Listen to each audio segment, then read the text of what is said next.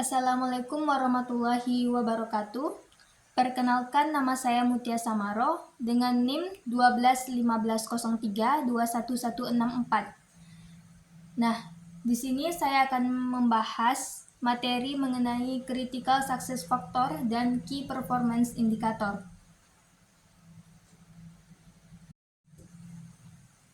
Yang pertama, kita akan mempelajari mengenai Critical Success Factor. Nah, Critical Success Factor itu merupakan sebuah metode analisis dengan mempertimbangkan beberapa hal yang kritis di dalam lingkungan perusahaan untuk mendefinisikan faktor-faktor apa saja yang mempengaruhi keberhasilan dan kesuksesan perusahaan atau organisasi dan dapat ditentukan jika objektif organisasi telah diidentifikasi. Analisis CSF memberikan gambaran pada perusahaan tentang aspek-aspek kritis apa saja di setiap aktivitas dan proses bisnis perusahaan yang mempengaruhi kinerja perusahaan dalam mencapai visi dan misi serta keberhasilan bisnisnya. Selanjutnya yaitu manfaat CSF. Yang pertama yaitu analisis CSF merupakan teknik yang paling efektif dalam melibatkan manajemen senior dalam mengembangkan strategi sistem informasi. Yang kedua, analisis CSF menghubungkan proyek sistem informasi yang akan diimplementasikan dengan tujuannya. Dengan demikian, sistem informasi nantinya akan dapat direalisasikan agar sejalan dengan strategi bisnis perusahaan. Dan yang ketiga, dalam wawancara dengan manajemen senior, analisis CSF dapat menjadi perantara yang baik dalam mengetahui informasi apa yang diperlukan oleh setiap individu. Selanjutnya yaitu jenis-jenis CSF. Yang pertama, faktor penentu kesuksesan terkait industri, yaitu faktor dari karakteristik industri dan merupakan apa yang harus dilakukan supaya tetap kompetitif. Yang kedua, faktor penentu kesuksesan lingkungan, yaitu faktor lingkungan yang mempengaruhi perusahaan seperti iklim bisnis, ekonomi, kompetitor, teknologi, dan lain-lainnya. Dan yang ketiga yaitu faktor penentu kesuksesan kompetitif, yaitu faktor penentu kesuksesan ini dipengaruhi oleh hal yang dilakukan kompetitor dan cara kesuksesan atau kegagalan mereka mempengaruhi organisasi. Dan yang keempat yaitu ada faktor penentu kesuksesan sementara, yaitu sesuai dengan namanya, faktor sementara tidak akan mempengaruhi perusahaan secara permanen. Dan yang terakhir ada faktor penentu kesuksesan posisi manajemen. Nah, ini berbeda dengan keempat jenis utama CSF yang tadi. Faktor penentu kesuksesan posisi manajemen hanya untuk orang dan posisi tertentu, bukan seluruh organisasi.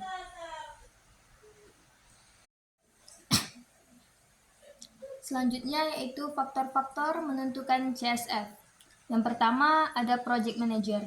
Dalam hal ini adalah syarat kompetensi khusus yang harus dimiliki oleh seorang project manager terkait karakteristik proyek yang dipimpinnya, selain syarat kompetensi standar yang harus dimiliki dalam memimpin proyek. Dan yang kedua ada tim proyek. Hampir serupa dengan project manager bahwa kompetensi inti atas tim proyek terkait dengan karakteristik proyek menjadi faktor kritis keberhasilan proyek. Dan yang ketiga yaitu proyek itu sendiri. Nah, dalam hal ini adalah faktor-faktor yang menjadi sangat penting terkait dengan kondisi dan karakteristik atau jenis proyek yang akan dikerjakan. Yang keempat ada organisasi, yaitu bentuk dukungan top manajemen adalah faktor kritis berdasarkan banyak hasil riset. Dan yang kelima yaitu lingkungan eksternal, ialah wujud lingkungan eksternal, situasi politik, ekonomi, sosial budaya, dan teknologi dalam konteks proyek. Nah, selanjutnya kita akan membahas mengenai KPI atau Key Performance Indicator. Nah, KPI ini dapat dipahami sebagai sebuah alat ukur yang digunakan untuk membuat gambaran tentang efektivitas perusahaan dalam mencapai tujuan bisnisnya. Dalam penerapannya, Key Performance Indicator dapat dilakukan pengukuran dalam periode harian, mingguan, hingga bulanan. Pada saat ada anggota manajemen yang melakukan penyimpanan dari Key Performance Indicator, maka pihak manajemen dapat memutuskan sebuah tindakan dengan melakukan panggilan terhadap orang yang bertanggung jawab tersebut. Nah, selanjutnya yaitu manfaat KPI. Yang pertama itu tuh memberikan referensi bagi perusahaan untuk mendapatkan karyawan yang berkualitas. Yang kedua, karyawan menjadi jauh lebih mudah untuk mengukur maupun mengevaluasi kinerja karyawan dan mengurangi unsur subjektivitas tertentu. Yang ketiga, karyawan menjadi lebih mengerti tentang apa yang diharapkan oleh manajemen terhadap dirinya. Dan yang terakhir itu tuh hasil kinerja karyawan menjadi jauh lebih terukur dan bagus. Selanjutnya yaitu jenis-jenis KPI. Yang pertama, Key Performance Indicator Finansial. Jenis yang pertama dari Key Performance Indicator adalah KPI finansial. KPI finansial sendiri dapat dikatakan sebagai suatu indikator kinerja utama yang memiliki keterkaitan dengan keuangan. Nah, beberapa contoh KPI finansial yang perlu diperhatikan yaitu yang pertama, KPI laba kotor. Merupakan KPI yang dapat digunakan untuk melakukan pengukuran terhadap jumlah uang sisa dari pendapatan. Yang kedua, KPI laba bersih, yaitu KPI yang biasa diterapkan dalam mengukur jumlah uang sisa dari pendapatan dan telah dikurangi harga pokok penjualan sekaligus beberapa biaya bisnis lainnya, mulai dari biaya bunga sampai pajak. Dan yang ketiga yaitu KPI margin laba kotor.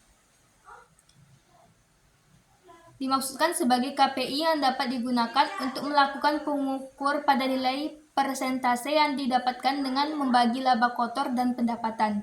Yang keempat yaitu KPI margin laba bersih, yaitu sebagai KPI yang digunakan untuk mengukur nilai persentase yang diperoleh dengan ketentuan telah membagi laba bersih sesuai dengan pendapatan. Dan yang kelima yaitu KPI rasio lancar. KPI finansial jenis rasio lancar dapat dikatakan sebagai KPI yang bisa diterapkan untuk mengukur kinerja keuangan neraca likuiditas dengan cara membagi aktiva lancar atau current asset dengan kewajiban lancar atau current liabilities.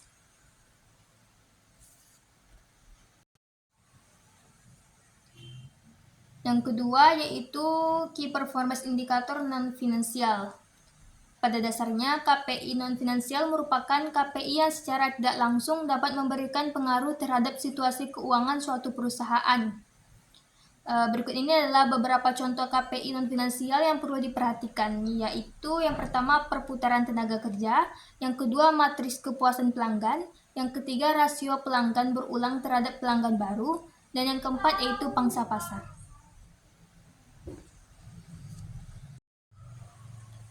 Selanjutnya yaitu faktor-faktor efektivitas KPI. Yang pertama ada spesifik. Nah, tujuan atau hasil pada saat menerapkan Key Performance Indicator itu harus jelas dan spesifik.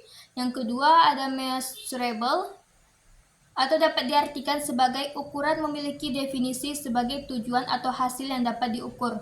Yang ketiga ada achievable, berarti tercepat memiliki peran yang sangat penting pada saat menerapkan Key Performance Indicator.